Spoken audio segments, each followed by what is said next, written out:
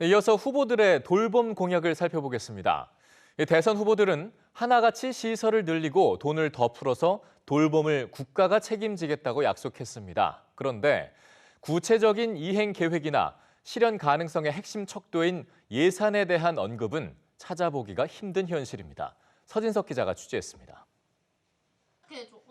5살, 9살 두 자녀의 엄마인 전희 씨는 중학교 교사입니다. 자녀를 키우기 좋은 직업으로 꼽히지만 일과 육아를 병행하기는 여전히 쉽지 않습니다. 금도끼를 연못에서 펭귄이 건졌네. 정부가 구축한 돌봄 안전망도 체감하기 어렵습니다.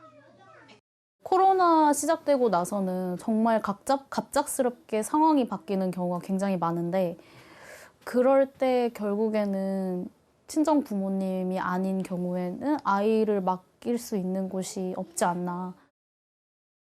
대선 후보들은 하나같이 돌봄 안전망 확충을 전면에 내세웠습니다. 이들이 약속한 돌봄 공약은 크게 세 가지로 나뉩니다.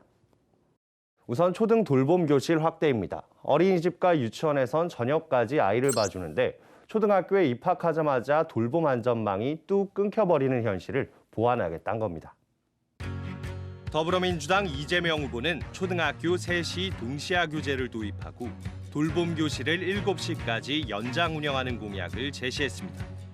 국민의힘 윤석열 후보도 돌봄 교실과 방과후 학교 운영을 연장하고 맞벌이 가정과 저소득층 학생에겐 아침 식사까지 제공하겠다고 약속했습니다. 정의당 심상정 후보는 돌봄 전담사의 전일제 근무를 확대해 돌봄 교실 운영을 내실화하고 국민의당 안철수 후보는 독일식 전일제 학교를 도입하겠다고 공약했습니다. 어린이집과 유치원 단계에선 국공립기관의 확대와 교사 처우 개선이 쟁점입니다. 이재명 후보는 공공어린이집을 늘리고 어린이집 교사 대 아동 비율을 OECD 수준으로 끌어올리겠다고 밝혔습니다. 윤석열 후보는 사립어린이집과 유치원의 보건 및 영양 전문 인력 인건비의 절반을 국가가 지원해 어린이 안전을 보장하겠다고 공약했습니다. 심상정 후보도 국공립시설 확대와 아동 심리 전문가 방문 프로그램 제공을, 안철수 후보는 공공보육시설을 70%로 끌어올리고 조부모 돌봄 지원비를 지원하는 공약을 내놨습니다.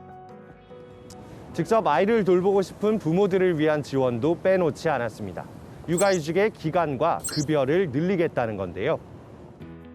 이재명, 심상정 후보는 특히 부모가 모두 아이를 돌볼 수 있는 환경을 만들기 위해 할당제를 도입해서라도 아빠 육아휴직을 확대하겠다고 약속했습니다.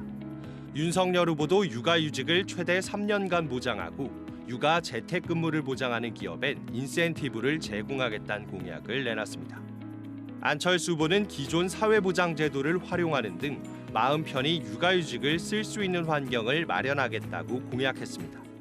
후보들이 내놓은 돌봄 공약은 사실 구분이 어려울 정도로 비슷합니다. 하나같이 국가 책임과 지원 확대를 강조합니다. 문제는 역시 예산입니다. 구체적인 조달 계획을 찾기 어렵습니다. 조세로 할 수도 있는 건데 뭐 여기에 대한 어떤 구체적인 방안은 지금 마련하고 있지 않고 또 이걸 던지게 되면 또 논쟁적인 주제가 되거든요. 그러니까 또 이제 피하고 있는 이제 그런 상황으로 봐야 되겠죠. 기존의 돌봄 체계를 그냥 그대로 조금 시간을 늘린다든지 인력을 보완한다든지 그 차이만. 초등 돌봄 교실의 경우 학교와 지자체가 운영 책임을 놓고 갈등해 왔는데 누가 어떤 역할을 맡을지 구체적으로 명시하지 않은 점도 공약의 현실성을 떨어뜨리고 있다는 지적입니다. EBS 뉴스 서진석입니다.